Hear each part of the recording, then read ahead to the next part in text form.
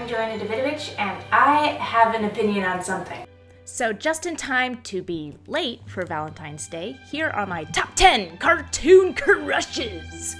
Yes, I know it's a weird topic, but I wanted my first list video to be on a topic that I was an expert on. And I happen to be the world's foremost expert on my own opinion. Nobody knows my opinion better than me. So, disclaimer, guys, this is about my crushes from when I was a kid. I grew up in the 80s and 90s, and I never went in for teen heartthrobs or boy bands. I loved cartoons, hence cartoon characters, but only until I was like 8 or 9 or 10 or 12. Not a teenager, definitely not as a teenager. But yes, I had crushes on cartoon characters. I can't be the only person who did, right? Right? So let's get to my first disturbing and psychologically revealing choice at number 10. It is Beetlejuice. Beetlejuice. Beetlejuice? Yeah, I know, it's a weird choice, Beetlejuice. Now, I watched the cartoon show long before I even knew there was a movie, and I didn't know that Beetlejuice was actually a villain who forced Lydia to marry him. That's kind of skeezy. Now, in the cartoon, Lydia and Beej are the best of friends. And even though I was just a kid, I knew that Beej had the makings of a great boyfriend. I know he was gross and had bugs in his hair and is technically a dead person, but anytime Lydia had a problem, or needed a friend, or was just bored, she would just say, Beetlejuice, Beetlejuice, Beetlejuice, and he would just be like, hey babes, let me take you to a magical world. And she'd be like, sounds fun, let me get my cool caftan. And that seemed like a very healthy relationship. You're one of a kind, Beetlejuice. Don't ever change. All right, I won't. Number 9, Gusto Gummy. Gummy bears bouncing here and there and I don't care. I watched the show because it was by far the best animated thing on TV at the time, but as for comedy or interesting stories, it was all pretty bland. Bland, of course, until Gusto came on the scene. And Gusto was a great character. He was really the only character I gave a crap about. He was just so much fun. The others... The characters didn't have much personality beyond their names. Like, Tummy had a tummy, and Gruffy was gruff.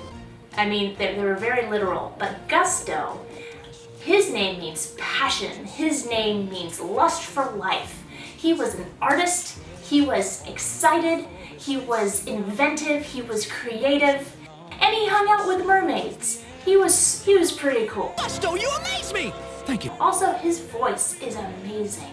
Did you ever really listen to Gusto's voice? It's really, really good voice. Hi, I'm Augustus Gummy, artist extraordinaire, but you can call me Gusto. And you are my inspiration.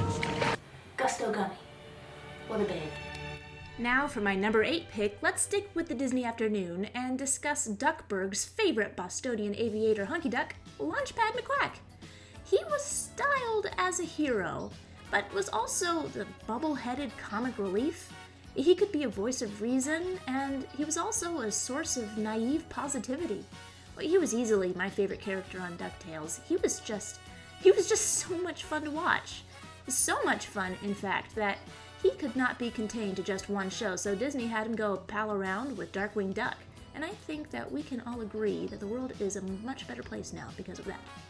And his design is also a big part of his appeal. He's just all unexpected curves, like a half-inflated balloon that's being squeezed into a weird shape. And his old-timey aviator garb was just terrific. I mean, he's got that scarf, and he's got that hat, and his face got that shock of red hair and that chin. Chin. Huh.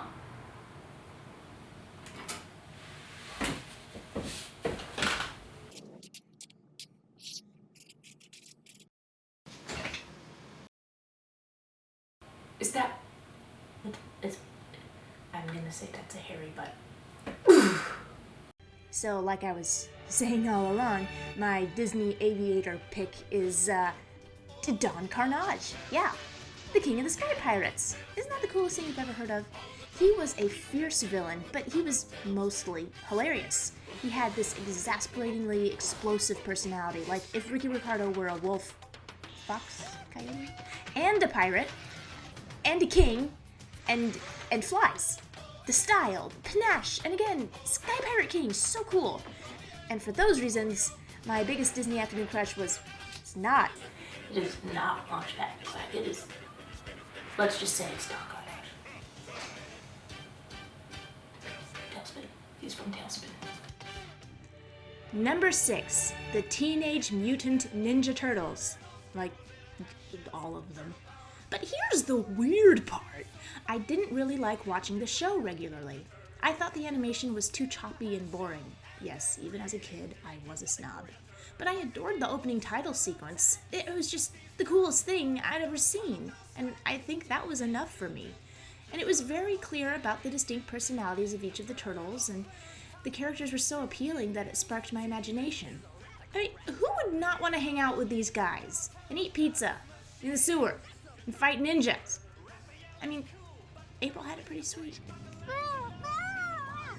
That's April, all right. I recognize her mumbles. And also, great voice. Did you ever listen? Like, what is it? Raphael? A terrific voice. Man, that kid's got a future. You'd better, or else I'm gonna get sarcastic. Number 5, Basil of Baker Street, from the Disney feature The Great Mouse Detective. A sometimes overlooked film, it is wonderfully entertaining, due in large part to its main character. Basil, as a mouse analog of Sherlock Holmes, is, of course, an arrogant, confounding, brilliant, delightful jerk.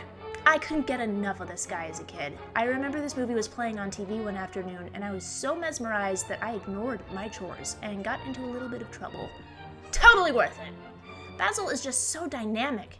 His movements are so precise, he's irresistibly clever, and his initial assholery allows him to have a little bit of a character arc, which makes You feel like, aha, that's boyfriend material. I can change him. And nothing makes a guy look more heroic than having an excellent villain, which Basil has in spades. Ratigan probably deserves his own spot on this list. He's voiced by Vincent Price. Vincent Price! He is magnificence beyond words. Very well. If that is your decision. And Ratigan was an intoxicatingly comical villain, but he still felt threatening. Even though we would be laughing with him throughout the whole film, by the climax of the story you really feel like lives are at stake. So thanks to Ratigan, Basil isn't just a charming mouse parody of Sherlock, but comes through looking like a proper hero. Basil, you found the clue of love? I haven't written anything down. Does it show that I haven't worked anything out? Number 4, it's Miguel and Tulio from DreamWorks' The Road to El Dorado. Now, Road to El Dorado came out when I was a little too old to be having cartoon character crushes. But these characters are so brilliant that I just had to put them on the list. And also, I needed some human characters on here so that people wouldn't think I was an absolute psychopath. Miguel and Tulio. You cannot separate them. From the rhythm of their patter to the visual rhythm of their designs, they complement each other so well that they are just inextricable from one another. Do the talking. I will. It will be loquacious to a fault. They are easily the most appealing male leads in animation. You mincing, prancing twit. You fight like my sister. I thought your sister. That's a compliment. While Disney princes are symmetrical, square-jawed, and safe, Miguel and Tulio's designs are actually informed by personality. Look at the sweetness and openness in Miguel's face, or the lean, no-nonsense line work of the scheming Tulio. They don't make him like this no more. Miguel and Tulio, you make me mourn the fact that DreamWorks doesn't do any traditional animation anymore. Number 3.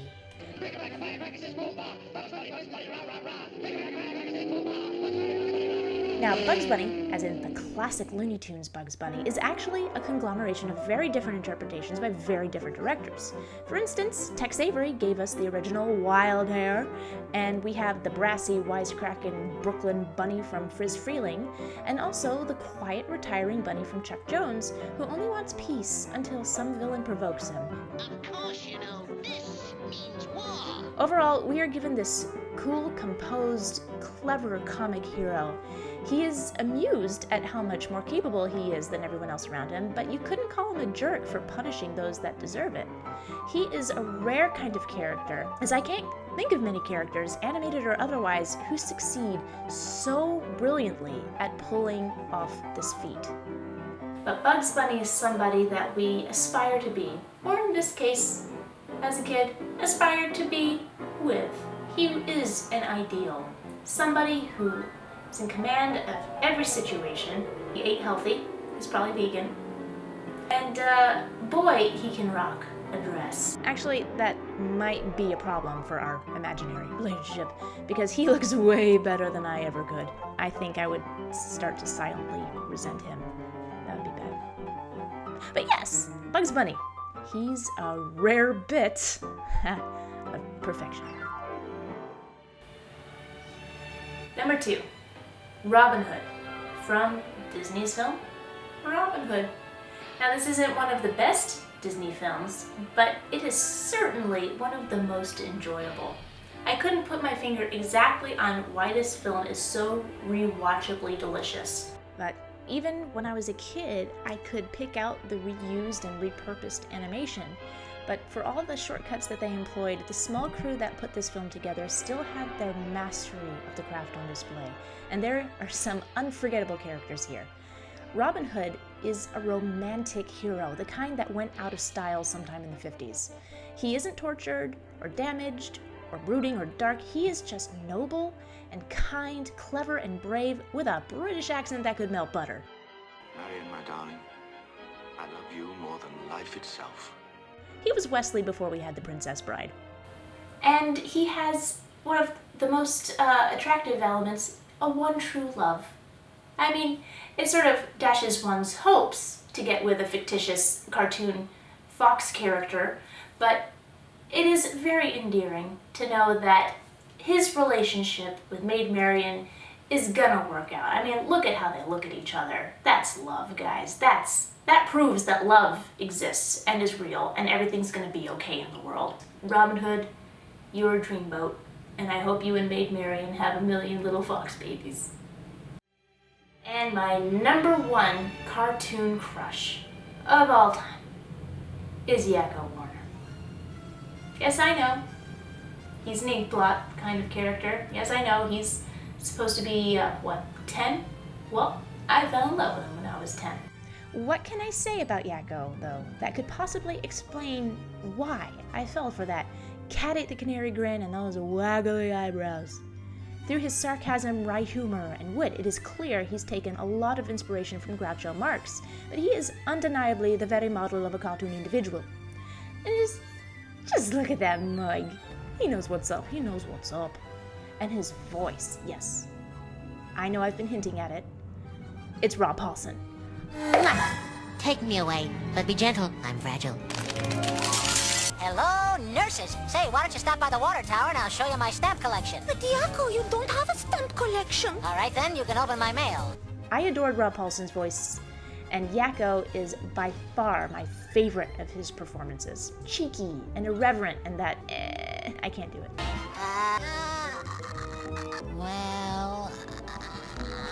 Okay. And something odd that you can pick up on after a few hundred viewings of Animaniacs is that the eldest Warner sibling is kind of in the role of parent. The Warners will sometimes play up that they're orphans in order to exasperate their foes or to advance the plot. But really, they are orphans who have been abandoned by almost every parental figure they've ever had. It's kind of tragic if you think about it.